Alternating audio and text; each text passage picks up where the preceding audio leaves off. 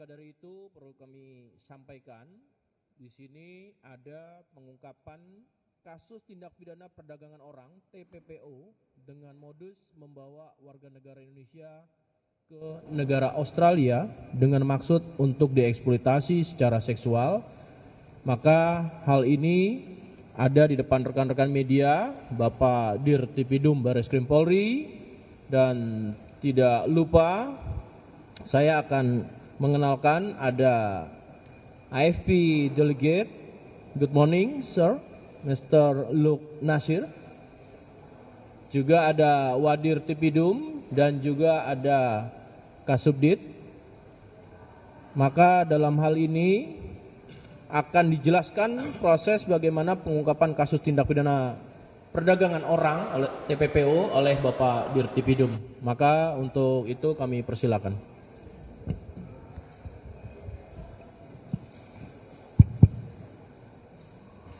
Terima kasih. Assalamualaikum warahmatullahi wabarakatuh. Selamat pagi dan salam sejahtera buat kita semua. Om Swastiastu, Namo Buddhaya, salam kebajikan. Yang kami hormati Bapak Karopenmas, Brigjen Polisi Truno Yudo. Yang kami hormati, good morning, Federal Agent Luke Nasir. Beliau adalah LO AFP di Indonesia. Yes.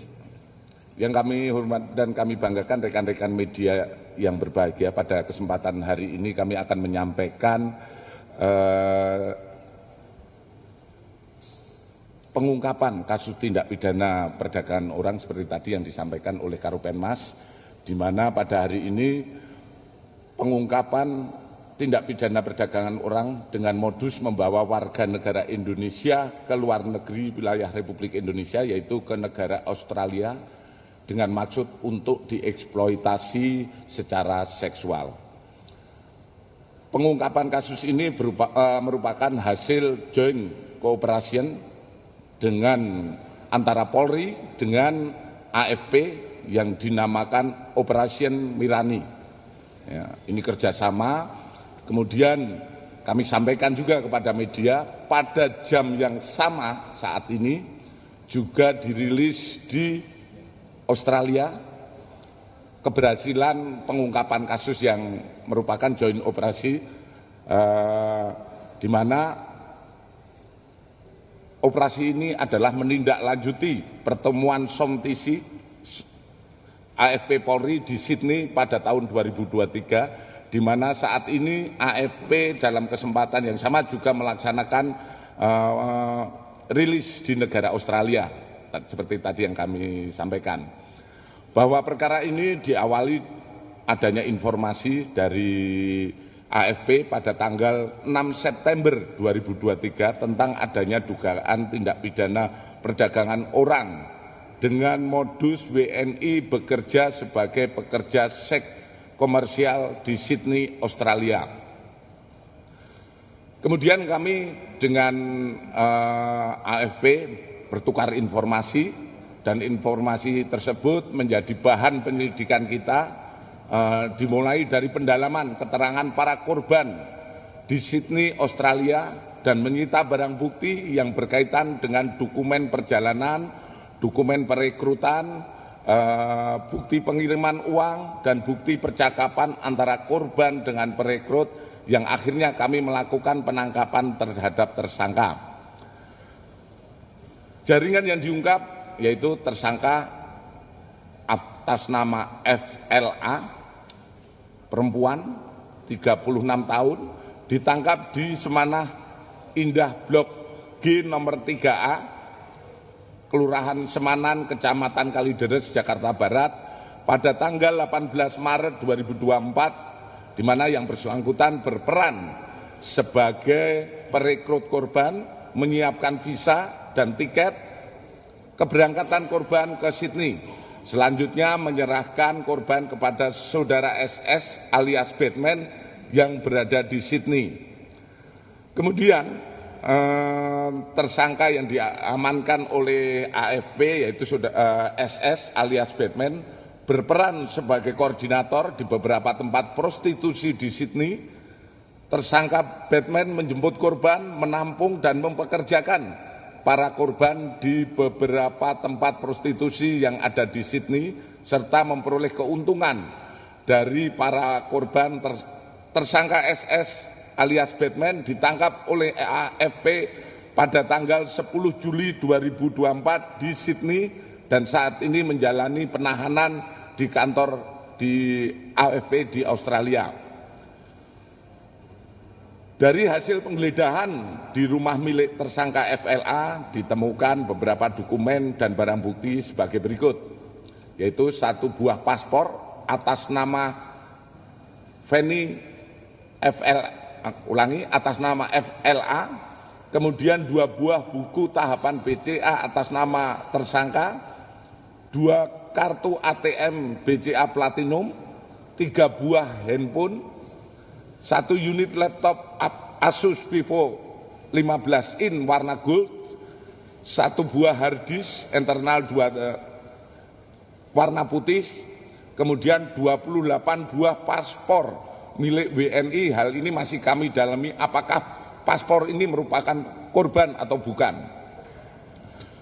Kemudian dari hasil penelusuran kami bahwa tersangka memberangkatkan korban ke Sydney, Australia untuk bekerja sebagai PSK dan kemudian para korban diserahkan kepada mucikari atau agensi SS, yaitu warga negara Indonesia yang sudah berpindah menjadi warga negara Australia yang berada di Sydney, Australia. Tersangka juga menyiapkan dokumen palsu untuk mengurus visa para korban seperti dokumen dalam untuk mutasi rekening yang telah dirubah untuk pemenuhan persyaratan dalam pembuatan visa. Kami menemukan catatan pembayaran dan pemotongan gaji yang mana dikirim oleh korban yang sudah bekerja sebagai PSK di Sydney ke WA TSK sebagai bentuk laporan dan kontrol bagi TSK dari TSK sebagai perekrut di Indonesia. Kemudian ditemukan juga file draft perjanjian kerjasama kerja sebagai PSK di dalam laptop tersangka, yang mana perjanjian kerja tersebut diberikan kepada calon PSK sebelum berangkat ke Sydney, Australia untuk ditandatangani dalam perjanjian. Kemudian kami sampaikan bahwa korban juga disodorkan tanda tangan piutang sebanyak 50 juta dengan alasan sebagai jaminan apabila para korban memutus kontrak atau tidak bekerja lagi dalam kurun waktu 3 bulan, maka korban harus membayar hutang tersebut. Dari pengakuan tersangka, jaringan ini sudah melakukan aktivitas sejak tahun 2019. Di mana jumlah WNI yang direkrut dan diberangkatkan dipekerjakan sebagai pekerja seks komersial di Australia kurang lebih 50 orang. Dan tersangka dalam hal ini sudah mendapatkan keuntungan kurang lebih 500 juta rupiah. Informasi ini kami teruskan kepada AFP, kemudian menjadi bahan bukti pendukung untuk AFP melakukan proses hukum terhadap tersangka SS, yang akhirnya tersangka SS dapat ditangkap pada tanggal 10 Juli 2024 di Sydney, Australia. Adapun modus operandi yaitu merekrut dan memberangkatkan korban ke negara Australia secara non-prosedural sehingga mengakibatkan korban tereksploitasi secara seksual. Kemudian pasal yang dipersangkakan adalah pasal 4 Undang-Undang RI nomor 21 tahun 2007 tentang pemberantasan tindak pidana perdagangan orang dengan ancaman hukuman 15 tahun penjara, minimal 3 tahun penjara dan denda paling sedikit 120 juta atau paling banyak 600 juta. Kami, Kepolisian Negara Republik Indonesia, dalam hal ini Baris Krim Polri, akan terus bekerja sama dengan AFP, Divubinter, dan Kementerian Luar Negeri untuk menelusuri tersangka lainnya dan untuk membantu mengidentifikasi para korban yang telah diberangkatkan oleh jaringan ini. Hasil kerjasama ini dalam operasi Mirani ini merupakan praktek terbaik keterlangsungan kerjasama yang telah terjalin antara Polri dan AFP dalam pengungkapan kejahatan transnasional yang menjadi salah satu poin yang akan diangkat dalam SOM Polri AFP di Semarang dan yang rencana akan kita laksanakan pada tanggal 1 Juli 2024 mendatang. Kemudian kami sampaikan juga bahwa pada kesempatan ini kami menyampaikan sesuai dengan kebijakan Bapak Presiden bahwa kita akan terus melaksanakan upaya-upaya penindakan secara tegas terhadap tindak pidana perdagangan orang. Ini juga kami terus menggencarkan di tiap-tiap polda untuk melaksanakan upaya-upaya lebih lanjut. Kemudian dari hasil evaluasi selama 6 bulan terakhir, kami sudah melakukan penindakan yaitu terkait TPPO ada 139 laporan polisi, ini yang tersebar di jajaran dan juga di Mabes Polri. Kemudian korban sekitar 601 orang dan kita sudah mengamankan 187 orang tersangka. Berbagai permasalahan dalam upaya pengungkapan kita memang kita dapatkan, terutama terkait dengan korban. Karena beberapa kasus kita juga melihat adanya korban yang setelah kita amankan, kemudian setelah kita amankan, kemudian paspornya bisa kita sita untuk kita amankan, ternyata masih juga beberapa korban kita mendapatkan paspor baru. Ini juga menjadi perhatian kita sejauh mana mereka bisa mendapatkan paspor baru, karena hasil koordinasi ternyata para korban ini juga membuat laporan polisi kehilangan di daerah, sehingga ini menjadi modal laporan polisi kehilangan paspor, sehingga ini menjadi bahan untuk menerbitkan paspor baru. Tentu saja modus semacam ini juga kita laksanakan koordinasi dengan instansi terkait, dalam hal ini imigrasi. Ke depan hal-hal semacam ini tidak terjadi lagi. Mungkin itu saja yang kami sampaikan, lebih dan kurangnya kami mohon maaf. Sebelumnya kami akhiri akhir kata, wassalamualaikum warahmatullahi wabarakatuh, selamat pagi dan salam sejahtera buat kita semua. Waalaikumsalam warahmatullahi wabarakatuh. Baik rekan-rekan, sekali lagi pengungkapan tindak pidana perdagangan orang ini merupakan joint cooperation antara Polri dengan Australian Federal Police. Ya, tentunya ini sudah berlangsung, namun simultan sinambungan tetap berlangsung dan bahkan antar dan interlembaga dilibatkan dalam kerjasama, baik itu di Fupinter, di Interpolri, dan juga Kementerian Luar Negeri. Silakan satu segmen saya buka pada 3 penanya pertama. FB, you want to? Oke. Dari AFP juga nanti dari pihak AFP itu di Australia juga melakukan press conference yang sama terkait kasus ini, maka beliau tidak menyampaikan. Silakan segmen pertama dari kanan ke tengah kemudian kiri. Mas Taufik CNN, silakan. Korbannya itu kan sudah mencapai 50 orang ya kan dari tahun 2019. Nah, pertanyaannya adalah status korban ini saat ini seperti apa? Apakah masih berada di Australia atau semuanya sudah dalam proses pemulangan ke Indonesia? Terus yang kedua kan tadi disebutkan bahwa dalam proses salah satu modusnya ketika sebelum diberangkatkan mereka ditawarkan surat perjanjian untuk bekerja sebagai PSK. Nah, memang dia diiming-imingi gaji seberapa besar sampai akhirnya para korban ini mau gitu untuk diberangkatkan ke Australia dan menjadi PSK. Itu aja. Satu dulu ya, langsung biar fokus dijawab.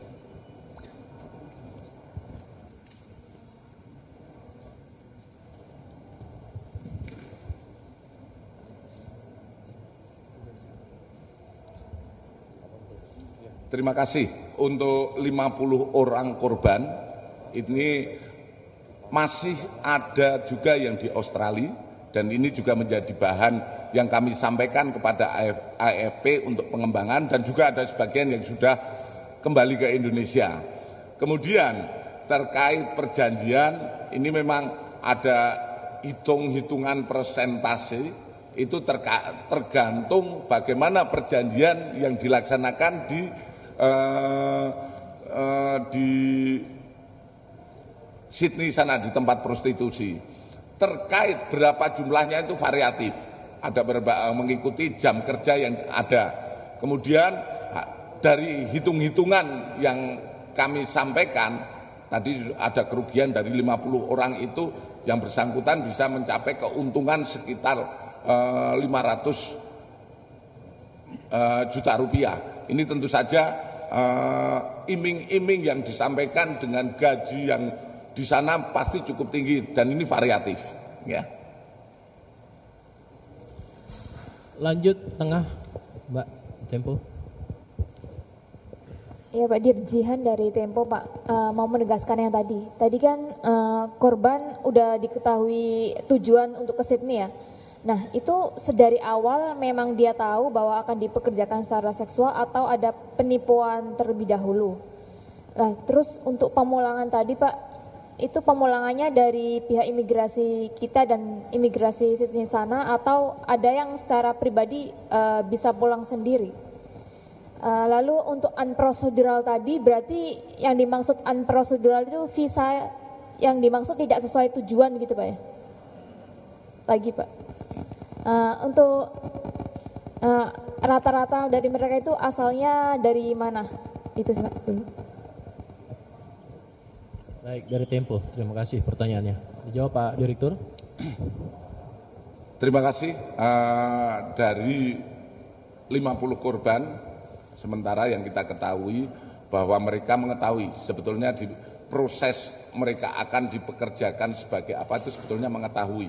Namun yang kita dalami lebih lanjut dalam proses penyidikan adalah rekrutmennya, kemudian upaya mengirimnya ke Australia untuk mendapatkan visa dan lain sebagainya. Tentu saja ada prosedur-prosedur yang tadi kami sampaikan, ada memalsukan jumlah rekening dan lain sebagainya, sehingga dari sini kita sudah bisa mengetahui modus ataupun niatnya pengiriman ke sana. Disinilah letak sebuah pelanggaran yang dilaksanakan oleh pelaku di sini. Kemudian dari beberapa orang yang sudah pulang, ini kebanyakan adalah pulang sendiri, dan setelah kita cari juga ada beberapa korban yang tidak mau memberikan keterangan kepada kita. Kemudian terkait asal rata-rata memang dari Pulau Jawa, gitu, ya.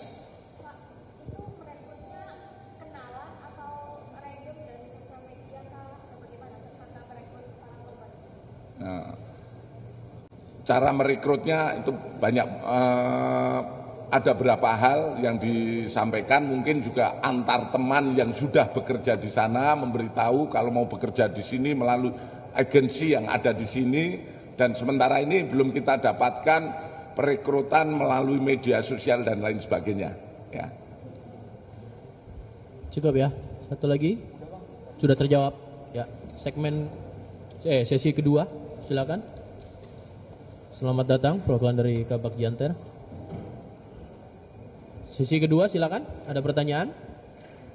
Cukup jelas? Baik. Kalau cukup jelas, terima kasih. Thank you to Mr. Luke Nasir. Would you? Okay, thank you. Baik rekan-rekan. Pada pagi hari ini tentu press conference terkait dengan pengungkapan tindak pidana perdagangan orang menjadi bagian daripada komitmen baik itu negara Republik Indonesia dan Polri serta adanya joint cooperation. Mari kita bersama-sama lindungi keluarga kita dan lingkungan kita jaga, dan tentunya sekali lagi pekerjaan kolaborasi akan menghasilkan sesuatu yang lebih optimal. Saya tutup, terima kasih. Wassalamualaikum warahmatullahi wabarakatuh.